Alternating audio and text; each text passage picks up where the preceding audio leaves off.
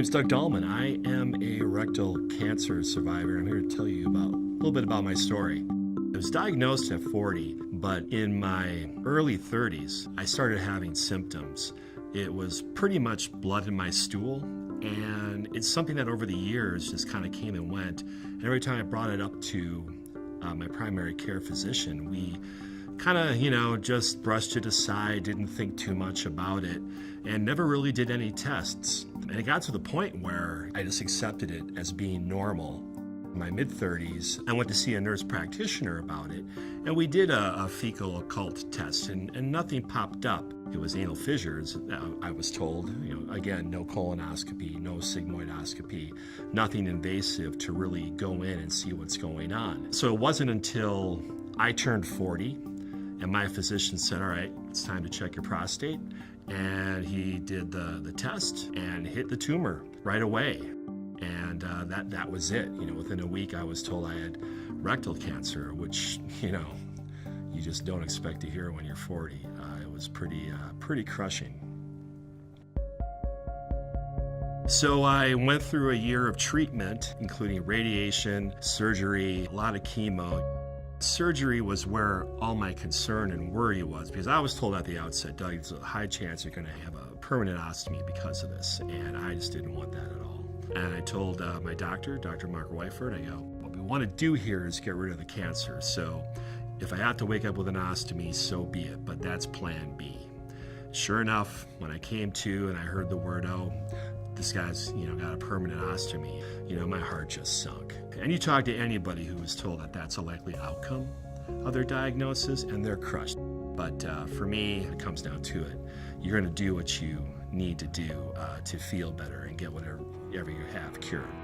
So over time, my recovery was, probably more mental than physical. Within a few months, I was back on my bike and riding. I'm a pretty active guy. My goal coming out of treatment was to ride a century ride that summer. I finished treatment in December and was back on my bike January or February once the chemo wore off. That was great. So I got my physical health back pretty quick. But, re-injecting myself into everyday life with an ostomy was so tough. But over time, you learn the tricks and the games to deal with it, to manage it. And, slowly, bit by bit, you build your confidence back. One thing I tell people who reach out to me who are recently diagnosed or told they're going to have a stoma or wake up from a surgery with having a stoma is, it doesn't matter what I say to you right now, because I know where your head is. You're like, my life is over. You just put that huge mental burden on yourself. Like, oh my God, how am I going to readjust to life with this? And, I'm here to tell you, give it a year, just 1 year, and you're going to not even think about it. It's going to be like brushing your teeth or putting in your contacts every morning. It's just something you deal with and you adjust to. I'm not saying that everything's going to be hunky-dory. You're going to have your accidents and they're going to be embarrassing, but that's just part of it. And you just plan for it. All in all, I feel day in, day out, once I deal with my stoma in the morning, I usually irrigate, which gets me a good day and a half to not have to deal without. But once I take care of that, it's just like Doug before surgery, which is great. One thing that really helped me mentally was getting back into my outdoor and recreational pursuits. For me, extended backpacking was a huge thing. It was something I'm never going to give up. But having an ostomy adds a wrinkle to that. 2 or 3 summers ago, I went on a backpacking trip with a bunch of friends, 5-night trip, and I had to deal with managing an ostomy. I tried to figure out how I was going to irrigate in the woods for 5 days. And let me tell you, that was a trick. I wish somebody would have, videotaped me trying to synchronize boiling water from a river to get to the right body temperature so that when you get your water into your large intestine, you're either not cramping up because it's so cold and you're not scalding your intestines because it's so hot while the outside cold air is rapidly cooling the water you just boiled. It's pretty comical, but you know what? You do it.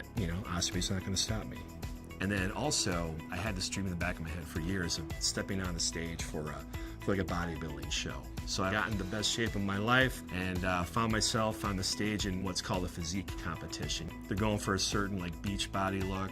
I spent a lot of pain trying to come up with a plan to cover my stoma. But just before I was about to step on stage, my stoma starts outputting. So I freak out and I have a choice either to go on stage and accept my trophy with a bag or not go out there at all. And so I thought about it. I'm like, well, you know what? I think this is actually, I need to do this. I need to go out on stage with my bag and just kind of embrace this. So that wound up to be kind of like the biggest moment of that whole journey of doing this bodybuilding show was going on stage, standing there with nothing on me except a spray tan and a pair of board shorts and a colostomy bag in front of 300, 400 strangers and try and smile like you're enjoying yourself and you're proud and you're confident. So that was a pretty cool experience for me. People who have symptoms, young or old, be your own health advocate. If you think you've got symptoms like I had, like bleeding, hey, that's not normal. Blood is not supposed to come out of that end. And I was just thought that was my new normal for me, but it is not.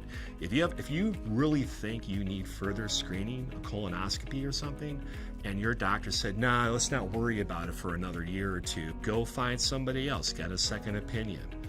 You're your own health advocate. So a message I would have for ostomates is, you know what, having an ostomy stinks. Nobody loves it. Don't let it stop you from living your life. It's gonna take some extra care to deal with, but it's nothing that you can't handle. You can do it, Keep on living the life that the track that you were on before you had your ostomy, and, think bigger. Just, pursue the dreams you had before and pursue even bigger ones now.